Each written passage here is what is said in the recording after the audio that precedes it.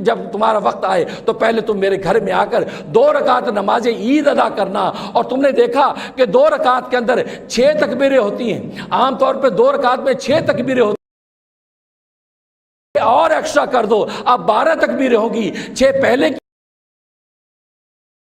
آکے بار بار تم اللہ کی بڑائی بیان کرو گے، اللہ اکبر اللہ اکبر، اللہ ہی بڑا ہے، اللہ ہی بڑا ہے، اللہ ہی بڑا ہے۔ بار بار جب تم بڑائی کرو گے، تمہارے کھانے پینے کے دسترخوان کی بڑائی نفی ہو جائے گی، تمہاری پوشاکوں کی بڑائی کی نفی ہو جائے گی، تمہارے مکانوں کی بڑائی کی نفی ہو جائے گی، تمہارے ہمجولیوں کی طاقت کی بڑائی کی نفی ہو جائے گی۔ جب ان چیزوں کی نفی ہو کر جب اللہ کی بڑائی کا اثبات کرو گے تو اللہ تبارک و تعالی اس تکبیر کے برکت سے تمہارے دل میں اپنی بڑائی پیدا کر دیں گے۔ اللہ اکبر اللہ اکبر۔ اس لیے اللہ تبارک و تعالیٰ نے عید کی نماز کے اندر 6 زائد تکبیروں کو حکم دے دیا، اور یہ اللہ تبارک و تعالیٰ کی سنت ہے۔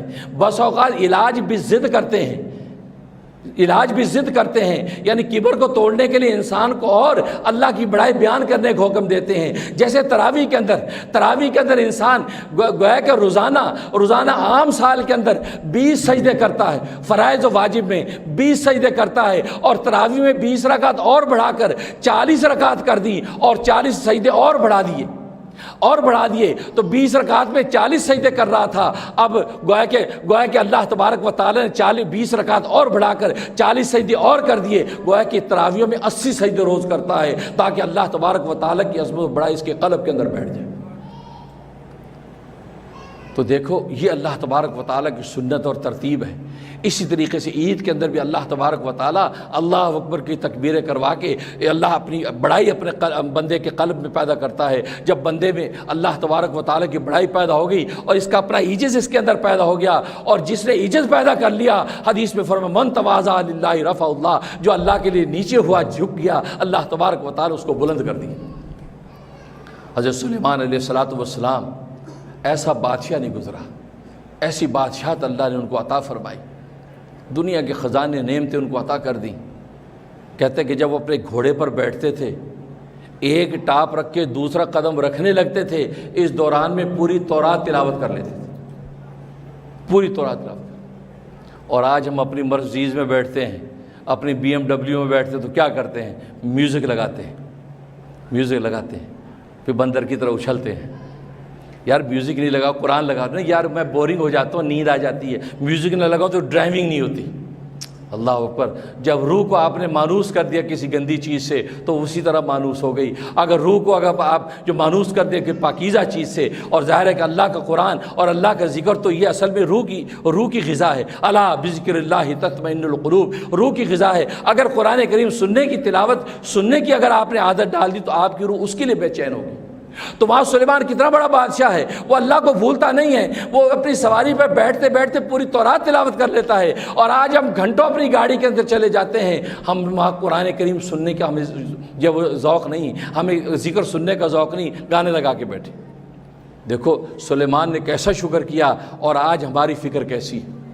خیر، حضرت سلیمان علیہ السلام کا تخت اڑ رہا ہے، اور جیسے تخت اڑتا تھا تو حدیث میں آتا ہے کہ وہ یوں جھک جاتے تھے۔ تو جب جھکے تو ملائکہ نے کہا اے رب ذوالجلال، یہ تیرا بادشاہ سلیمان اتنا بڑا بادشاہ ہے، بادشاہ لوگ تو تخت پہ یوں بیٹھتے ہیں، یوں گردن اونچی کر کے بیٹھتے ہیں، اور یہ تیرا سلیمان یوں جھک جاتا ہے، کیوں؟ اللہ اکبر۔ اللہ تبارک و تعالی نے عجیب جواب دیا، کہا کہ اے میرے فرشتوں، سلیمان کے اس جھکنے نے اس کو اونچا کر دیا، سلیمان کے اس جھکنے نے اس کو اونچا کر دیا۔ جب یہ اس کے تخت اڑتے ہیں، ساری کائنات کی مخلوقات اس کی مسخر نظر آتی ہیں، تو یہ اکڑتا نہیں ہے بلکہ جھک جاتا ہے، اور یہ تصور باندھتا ہے کہ میرا کوئی کمال نہیں ہے، میرے اللہ کا کمال ہے کہ اللہ نے ان کو میرا تابع کر دیا۔ یہ اس کا کمال جہاں کار فرمائے، میرا اپنا کوئی کمال نہیں۔ یہ اپنا سر جب جھکاتا ہے، اس جھکنے کی ادا ہمیں پسند آ گئی، ہم نے اس کو بلند کر دی۔ اس سے میرے دوستو بزرگو، یہ عبادات کا فلسفہ بس ایک ہی ہے، جھکنا سیکھ لے، انسان مٹنا سیکھ لے، اور جو مٹنا سیکھ لیتا ہے اللہ اس کو اگا دیتے ہیں۔ دانہ خاک میں مل کر گلے گلزار ہوتا ہے، دانے کو خاک میں ڈالے، خاک میں مٹنے کا جذبہ پیدا کر لے، اس دانے کو ایسا گلے گلزار کرتا ہے، اللہ کے درخت تناور پیدا کر دیتا ہے۔ اگر دانہ کا نہیں مجھے مٹی میں ڈالنا، مجھے سونے کی پلیٹ میں رکھو، اگر سونے کی پلیٹ پہ اگر دانہ رکھ دیں کیا ہوگا؟ وہ جل جائے گا، خاک ہو جائے گا، راکھ ہو جائے گا، وہ اگے گا نہیں، ضائع ہو جائے گا۔ لیکن اگر وہ زمین کی اس تہہ گندی کالی مٹی کے اندر اگر جو دانہ گرنا اور چھپنا پسند کر لے گا، جھکنا پسند کر لے گا، اللہ تبارک و تعالیٰ کو اس کو سبز کومپل بنا کے اٹھائیں گے، بلکہ ایسا تناور درخت، اس ایک بیج کے اندر 100 آم چھپے ہوئے ہیں، جیسے وہ درخت نکلے گا 100 آم اس کے درخت کے اوپر لگ جائیں گے۔ اس کا مطلب یہ ہوا کہ جھکنا جو ہے یہ مٹنا اور جھکنا جس نے سیکھ لیا اللہ اسی کو اونچا کر دیتا ہے۔ اور یہ جتنی عبادات ہیں ان سب عبادات کا مقصد ایک ہی۔ تو حضرت ابراہیم خلیل اللہ علیہ الصلوۃ والسلام کی شان دیکھیں، جب بیٹا نہیں ہے تو اللہ سے بیٹا مانگ رہے ہیں، اے اللہ اپنے منشا مرضی سے مجھے بیٹا عطا کر دے۔ بوڑھے ہو گئے، ایک حدیث میں آتا ہے 100 سال عمر ہو گئی، بیوی کی عمر 80 سال، خود کی عمر 100 سال، ایک روایت میں آتا ہے خود کی عمر 120 سال، بیوی کی عمر 80 سال، بوڑھے، لیکن اللہ تبارک و تعالیٰ سے تمنا رکھتے ہیں کہ اولاد دے دے۔ اللہ نے اس بڑھاپے میں اولاد عطا فرما دی، اسماعیل عطا کر دیا، اور اسماعیل ذبیح اللہ جب 8-10 سال کے ہوئے، اور 8 سال کا بچہ ماں باپ کو کتنا پیارا ہوتا ہے، پھر بڑھاپے کی اولاد، اللہ اکبر، حضرت ابراہیم کو کیسا پیار ہوگا۔ اور معصوم بچے ہیں تو حکم دے دیا کہ اس مکہ کی بے آب و گیا جگہ کے اندر چھوڑ دو، تو وہاں بیوی بچے کو وہاں چھوڑ کے آ گئے۔ آپ سوچیں معصوم بچے کو چھوڑ کے اس باپ کا اس طرح آنا یہ آسان ہے؟ چھوڑ کے آ گئے اور خاموشی سے چل رہے ہیں۔ ہاجرہ پیچھے دوڑ رہی ہیں، اے ابراہیم یہاں جنگل میں کس کے سہارے چھوڑ کے جا رہے ہو؟ کوئی جواب نہیں، گویا کہ اس قدر دل پہ بوجھ اور صدمہ ہے کہ بولنے کی ہمت نہیں، چلے جا رہے ہیں۔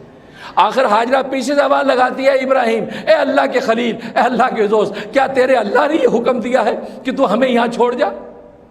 ایک لفظ فرمایا، نعم، ہاں میرے اللہ نے حکم دیا، ہاں، اتنا کہا۔ ہاجرہ بھی اللہ کی بندی تھی، وہ بھی خلیل کی دوست بیوی تھی، رک گئی، کہا کہ اچھا اگر تیرے اللہ نے حکم دیا ہے تو پھر اللہ ہمیں ضائع نہیں کرے گا۔ اور واقعی پھر کیا کیا اللہ نے، کمال کر دیا، اس معصوم بچے کی ایڑیوں سے اللہ نے ایسا چشمہ پانی کا جاری کر دیا، اس چشمے کی کوئی نظیر نہیں ہے۔ حدیث میں آتے ہیں یہ جنت کا چشمہ ہے جو اللہ تبارک و تعالی نے دنیا کے اندر جاری کیا۔